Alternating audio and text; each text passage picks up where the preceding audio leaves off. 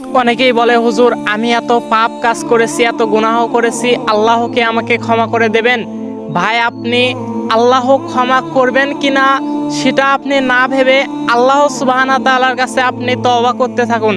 নিশ্চয়ই আল্লাহ সুবহানাহু তাআলা আপনি দুনিয়াতে যত পাপ করেছেন, দুনিয়াতে যত অন্যায় করেছেন, দুনিয়াতে যত অশ্লীল কাজ আপনি করেছেন, সেই কাজগুলোকে আল্লাহ সুবহানাহু তাআলা নিশ্চয়ই নেকিতে পরিবর্তন করে দেবেন।